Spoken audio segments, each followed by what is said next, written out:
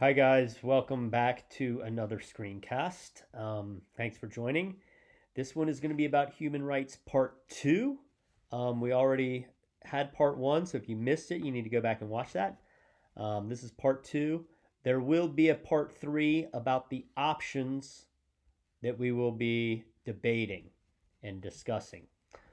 Okay, so in study guard part two, the first thing we need to ask ourselves is after a national government ratifies a treaty, what is it obligated to do?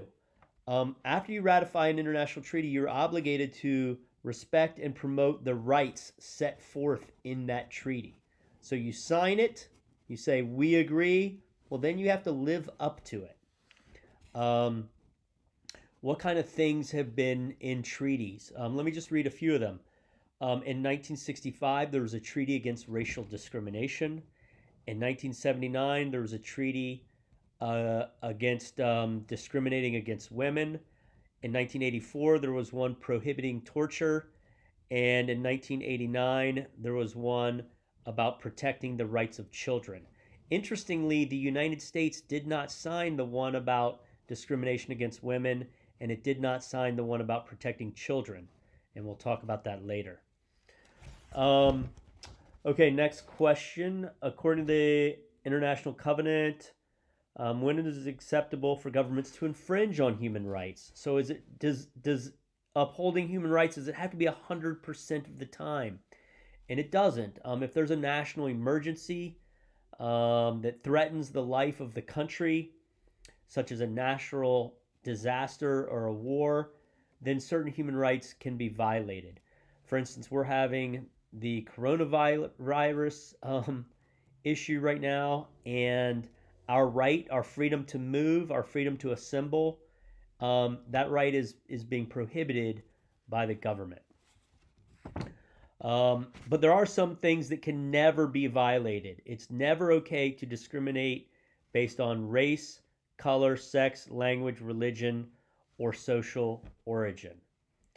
Um, so that is one of the examples that can never be suspended. There are a few other things that can never be suspended: torture, slavery, freedom of thought, and freedom of religion. So those things are considered sacred even in natural disasters. You can't start torturing people or discriminating based on gender or race. Um, so human rights are originally something about your own country, but they've become a part of people's foreign policy. So countries will say, hey, the way we interact with other countries around the world, human rights is going to be part of how we make our decisions about should we interact with other countries or not. So part of this is just a moral concern, a sense of right and wrong. If a country doesn't have any respect for women's rights, then maybe we're going to think about how we interact with them.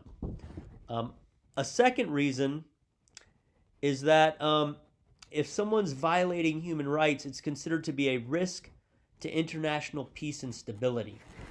So if there's a big genocide in a country and people are fleeing, and there are thousands, tens and thousands of people are fleeing, and they're going into neighboring countries, and then they're setting up refugee camps, and people are starving, and people are getting violent. So that original human rights violation, the genocide, can have a domino effect to neighboring countries and destabilizing an entire region. Okay, let's go to the back of the sheet here. Policies national governments use to promote human rights. So when you're starting to interact with these other countries, if you want to promote human rights, there's three basic ways to do it: diplomatic, economic, and military. With diplomacy, you can meet with other countries and talk to them and try to persuade them what the right thing is to do. You can also offer countries sort of benefits and try to encourage them. Hey, if you make these positive changes with human rights, then we will give you these benefits. So benefits you might give, like the European Union is this club of European countries, and they all do business together. Their economies are all linked, but some European countries are not in it. So they can offer membership.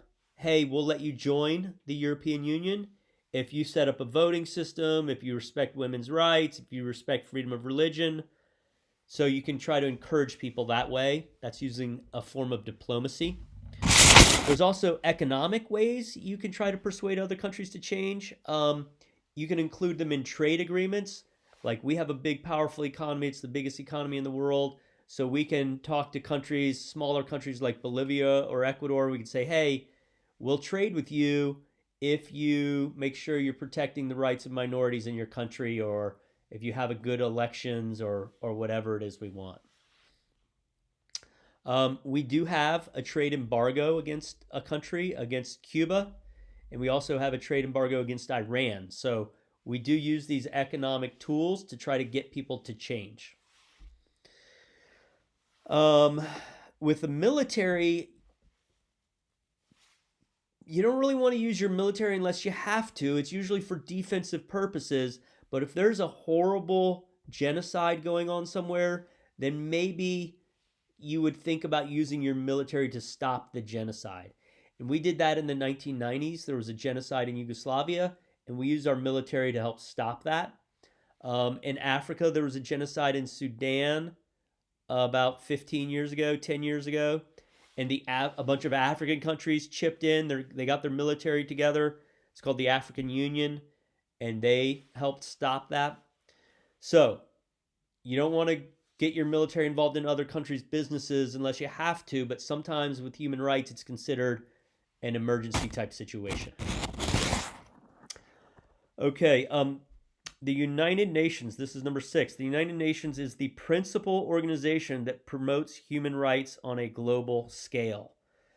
So we talked about the UN right after World War II, like in 1945, 46, 47, 48, was meeting, and they came up with a list of 30 things. That's the United Declaration of Human Rights. They do have several organizations within the UN that promote human rights. One is called the World Health Organization. There's the Children's Fund, and there's a Refugee Fund. So they don't have a lot of power to enforce these rights, but they're out there promoting them and funding programs to encourage them. So that's how they work. When do international courts play a role in human rights? The UN does have a court. It's called the International Court of Justice. Sometimes it's called the World Court. It can punish human rights abuses.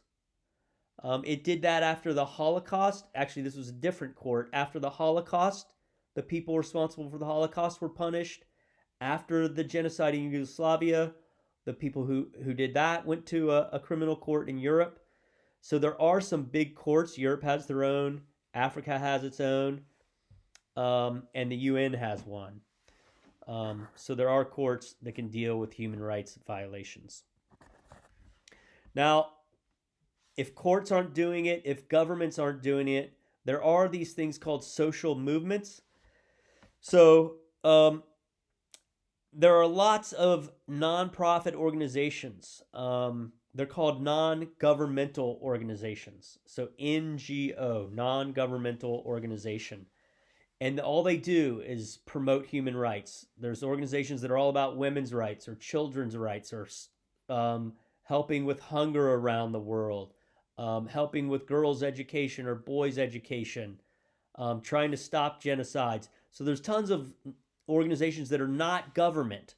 They're just private people that set up these organizations. Some of them are very small, and some of them they're huge, with budgets that are like hundreds of millions of dollars. Huge international organizations.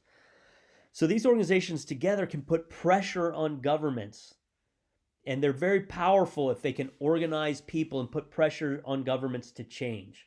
And so that is a tool people who care about human rights can use, the power of public pressure. Finally, the question is, what is meant by the paradox of human rights policy? Paradox is where like two things that don't quite go together. You have this and this, but they don't fit together. Both of them can't be right at the same time. So the U.S. paradox is that, number one, we're a leader in human rights. We helped set up the UN. We helped write the Declaration. of human rights. We're a leader of political and civil rights, freedom of speech, right to vote, freedom of religion. We've been a leader in those things for a couple of centuries. But the paradox part is that sometimes we don't always uphold human rights that we claim to be important. For instance, after 9/11, we captured some terrorists and we would torture them.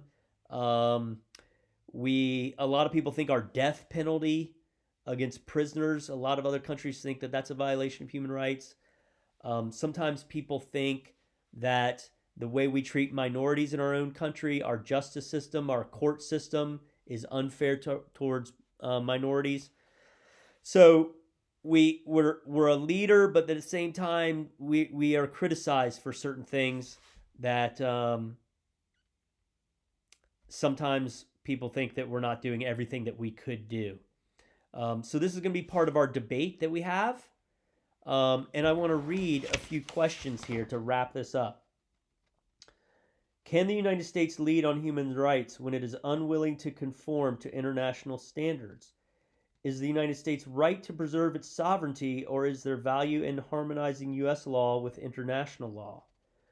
What does the United States gain by more fully embracing international standards of human rights? And what does it lose? So those are questions we can think about going forward when we have our discussion of our 4 options. All right, that's it for today. If you have any questions, email me or see me in class.